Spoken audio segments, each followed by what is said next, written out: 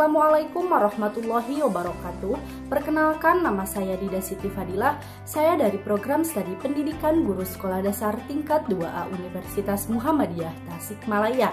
Di sini saya akan memaparkan tentang dakwah bilhal melalui pengembangan dan penerapan IPTEX.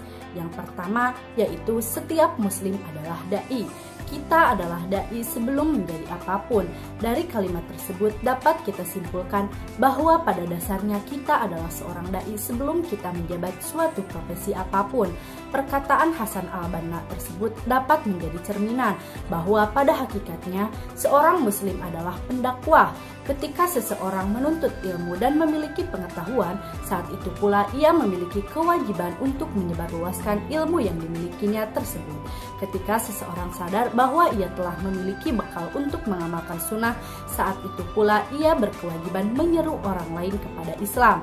Banyak hal yang dapat kita lakukan untuk mengaktualisasikan amanah dalam kita menjadi seorang dai.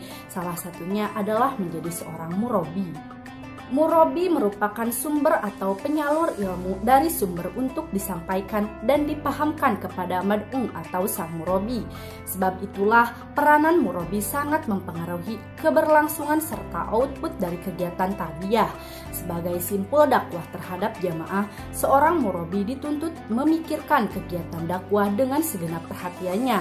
Untuk menjadi seorang murabi idaman, kita hendaknya memperhatikan beberapa hal seperti ruhiyah.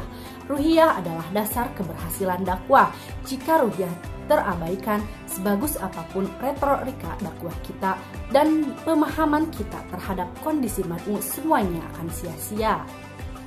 Seorang murabi harus memiliki niat yang ikhlas. Ikhlas karena Allah Ta'ala semata, membuang jauh-jauh tendensi untuk mencari popularitas atau pujian, apalagi niatnya adalah untuk mencari pengikut yang banyak. Niat yang ikhlas karena Allah Ta'ala bermakna seorang murabi melakukan tarbiyah untuk mendekatkan diri kepada Allah Subhanahu wa Ta'ala, memperbaiki hambanya dan mengeluarkan mereka dari kegelapan, kebodohan, dan kemaksiatan menuju cahaya ilmu ketaatan. Niat yang ikhlas juga akan mengiringi seorang murabi melahirkan dakwah dari dasar kecintaan kepada Allah dan untuk agamanya, serta kecintaan kepada kebaikan untuk semua manusia. Allah Ta'ala berfirman yang artinya, barang siapa yang menghendaki kehidupan dunia dan perhiasannya, niscaya kami berikan kepada mereka balasan pekerjaan mereka di dunia dengan sempurna, dan mereka di dunia itu tidak akan dirugikan. Itulah orang-orang yang tidak memperoleh akhirat, kecuali neraka, dan menyapah di akhirat itu apa yang telah mereka usahakan di dunia, dan sia-sialah apa yang telah mereka kerjakan. Quran Surat Hud ayat 15-16. Yang kedua yaitu bekerja adalah dakwah. Di dalam dunia pekerjaan, seorang muslim adalah bertanggung jawab untuk berdakwah.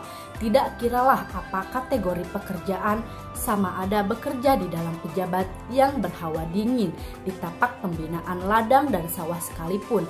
Tanggung jawab sebagai dai itu terletak di bahu kita. Kita perlu dakwah di tempat kerja. Ia selaras dengan firman Allah Subhanahu wa Ta'ala dalam surah Al-Imran ayat 110 yang artinya, kamu adalah umat yang terbaik yang dilahirkan untuk manusia, menyuruh kepada yang ma'ruf dan mencegah daripada yang mungkar, dan beriman kepada Allah. Dakwah bukan bermaksud untuk mengajak manusia melupakan tanggung jawab bekerja dan melaksanakan amal ibadah yang spesifik semata-mata. Bekerja itu sendiri merupakan satu amal ibadah, apalagi jika ianya diniatkan karena Allah Subhanahu wa Ta'ala dan dilaksanakan dengan penuh amanah, fokus, dan ikhlas.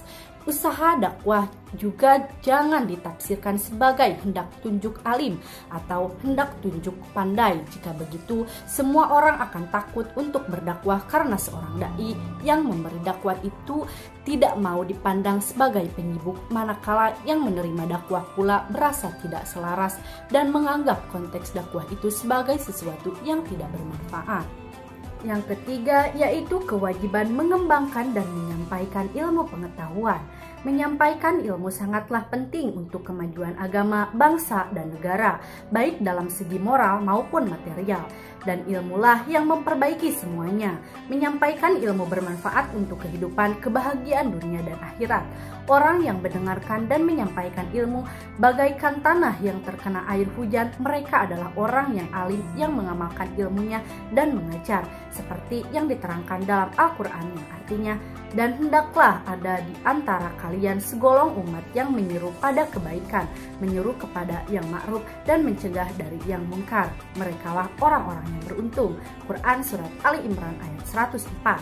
Menuntut ilmu adalah suatu usaha yang dilakukan oleh seseorang untuk merubah tingkah laku dan perilaku ke arah yang lebih baik, karena pada dasarnya ilmu menunjukkan jalan menuju kebenaran dan meninggalkan kebodohan. Menuntut ilmu merupakan ibadah sebagaimana sabda Nabi Muhammad SAW, yang artinya menuntut ilmu diwajibkan atas orang Islam laki-laki dan perempuan. Yang terakhir yaitu ayat dan hadis yang relevan. Adapun beberapa dasar hukum menuntut ilmu antara lain adalah sebagai berikut. Yang pertama yaitu hadis Rasulullah SAW yang berbunyi, menuntut ilmu itu hukumnya wajib bagi setiap muslim. Waktunya adalah dari buayan ibu sampai masuk liang kubur.